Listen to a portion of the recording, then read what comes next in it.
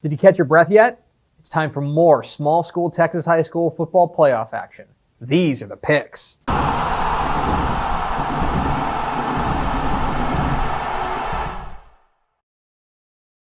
Welcome into the picks presented by Visit Arlington, your guide to Texas high school football weekend. My name is Greg Tepper of Dave Campbell's Texas Football and TexasFootball.com. Thank you so much for tuning in to the regional finals of 4A, 3A, and 2A. And believe it or not, the state semifinals of six-man football. That's right. We are punching our first 4 tickets to AT&T Stadium this weekend. Yes! Guys, we're only 2 weeks away from the state championship games. You realize that? For 4A and below? Yeah! It's getting serious. It's crunch time, and we are coming off of a truly crazy town banana pants week of the playoffs. The regional semifinals were absolutely nuts, and we are down to the Elite 8 in 4A, 3A, 2A, and those Final 4 in 1A. We start in San Antonio. 1 o'clock Friday afternoon at the Alamo Dome in San Antonio, the Region 4 title in 2A Division 1 is on the line as the unbeaten Shiner Comanches take on the unbeaten Refugio Bobcats. What are the keys to this matchup? Key number 1, taking a punch, because that's what these two teams are going to do for at least the first time in a long time, and in one instance, maybe the first time all season. These have been two of the most dominant teams in 2A Division 1 and really in the entire state all season long. If you don't believe me, just look at the numbers. Shiner ranks 3rd in 2A Division 1 in average margin of victory. They're beating their opponents by an average of 41 points. Refugio, they're 5th. 36 points per game is their average margin of victory. They have been absolutely clobbering teams. In fact, Shiner has only played 1 game within 1 score when they beat 3A East Bernard on the road by a touchdown. Meanwhile, Refugio hasn't played a game within 21 points. They beat Edna by 21 points earlier in the season, and that's basically it. Everyone else has been a victim of a blowout. So these two teams are going to land a punch on one another. What happens then? Key number 2, Refugio's defensive line against Shiner's offensive line. This is very much a take your eye off the ball type of game because this game is going to be won and lost in the trenches. And I'm especially interested in what happens when Shiner has the ball. They run the ball exceptionally well with their stable of running backs led by Dalton Brooks and Doug Brooks. They are exceptional, but it's because of their offensive line with A.J. Paddock and Brock Seastack leading the way. Well, they're going to get a huge challenge this week against one of the most menacing defensive fronts in all of Texas high school football. The Refugio Bobcats are serious business, led by Hayden LaFrance and an outstanding deep group of playmakers that they line up front. This is the game. Shiner's offensive line, Refugio's defensive line, head to head. What happens when these two colossuses go at it? And key number 3, 372 days. That is how long will elapse between the last time these two teams played in a regional semifinal last year in 2A Division 1. Perhaps you remember it. I know one team that hasn't forgotten it, and that's Shiner. Because Shiner had the game won. It was over. All I had to do was run out the clock.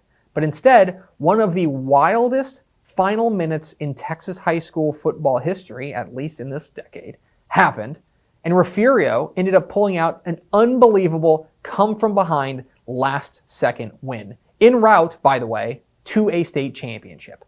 It was absolute elation for Refugio and a gut-wrench city for Shiner. And they've spent 372 days thinking about it. That's all leading up to this. This is the game. Shiner has got to feel like if they can get past Refugio, then they have an outstanding shot at winning a state championship. And for Refugio, they're thinking, we've already beaten this team. We're just going to go out there and do it again and prove that last year was not a fluke. A lot has changed in 372 days.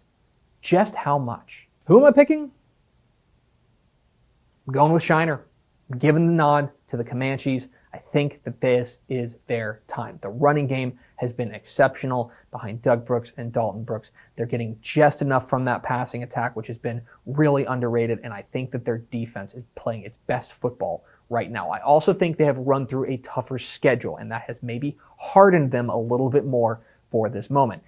The key for me for Refugio is Jordan Kelly. Their outstanding wide receiver, their do-it-all athlete. He is going to be a game changer out there for Refugio. How does Shiner attack him? Quarterback Caleb Hesseltine has been fantastic. And of course, there's that outrageous Refugio defense. Look, this is a coin flip. These are probably the two best teams in 2A Division 1. Post probably has something to say about that on the other side of the bracket, but certainly two of the top three. I think you're well within your right to take Refugio. But I think that Shiner gets a little bit of redemption. I think the Comanches bring home the win. Let's go to 4A, 7:30 p.m. Friday night at Midlothian ISD Stadium. The 4A Division II Region 3 title is on the line as the Carthage Bulldogs take on the China Spring Cougars. China Spring spent the last month making everybody who picked against them look extremely silly, like this guy. And everyone in their way, all of these Giants, they've just been slaying them left and right. In by district, it was number 5 Jasper, done. In area, it was number 2 West Orange Stark, done. In last week, in the regional semifinals, it was number 9 Sealy, done. China Spring is not afraid of anybody. Well, here comes the ultimate giant, the number 1 team in 4A Division 2, undisputed, the defending 4A Division 1 state champions, the Carthage Bulldogs. I love this matchup of duos here, quarterback and running back. It's Kai Horton and Mason Courtney for Carthage, who have been absolutely electric all season long, going up against this China Spring offense that might be the hottest in the state. Major Bowden, their quarterback, has been fantastic. Emmanuel Abdallah, their running back, is on another level right now. This game comes down to defense, plain and simple. Who can get stops, especially early, and make the other team chase? That's the big question for me. China Spring's going to love this because I'm going to pick against them, but the Carthage is the number 1 team in 4A Division 2 for a reason. I think this game is really close, and I think Carthage gets a big scare. But I do think the Bulldogs move on to the state semifinals. 7 o'clock Thursday night at Globe Life Park in Arlington. The 3A Division II Region 2 title is up for grabs as the Gunner Tigers take on the Eastland Mavericks.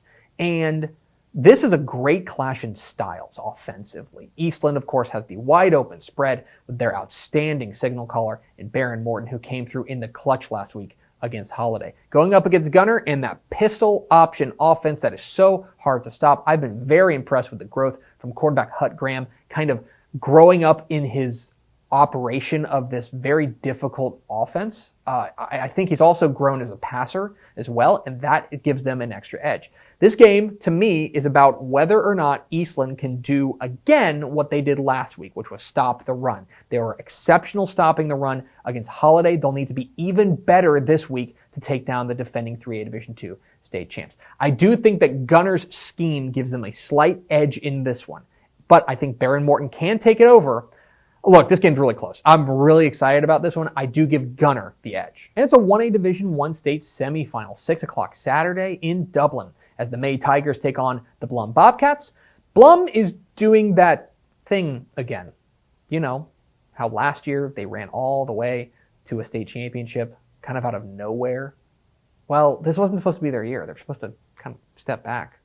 Well, here they are, 40 minutes away from another title game. Kobe Clinkscales has been fantastic. Noah Samaniego has been excellent as well. And of course, that defense has been great. That's the calling card. Well, May is the same way. Their defense has been exceptional this year. They've got a fantastic running back in Caden Hulk that I think has really stepped up in a big way.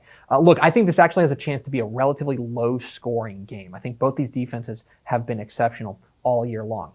But look, I'm not falling for it, Blum. I'm not falling for it. I know you're going to do it again. That's it. I'm done. I'm done picking against Blum. I'm done picking against Blum. That's it. I'm on record. I'm not picking against Blum. The Bobcats go back to defend their title. But those are far from the only big games in the regional semifinals of the Texas High School football playoffs. Let's get to the lightning round.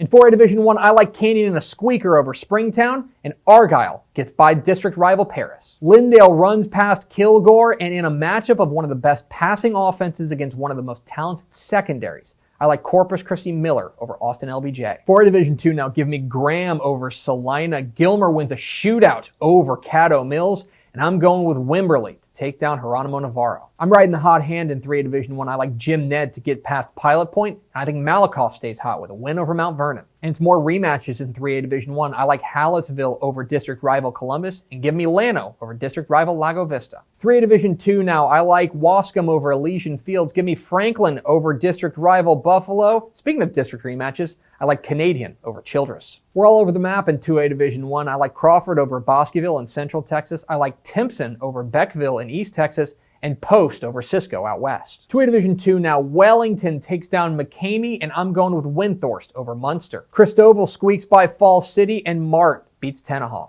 And we're punching tickets to AT&T Stadium in the 6-man ranks. In 1A Division II, I'm going with Balmorhea over Groom, and Richland Springs over Strawn. And 1A Division I, in a rematch of a non-district affair, I like Sterling City over Borden County. And those are the picks. I picked every UIL Texas High School football playoff this week, so now you can go in the comments and tell me what I'm wrong about down below.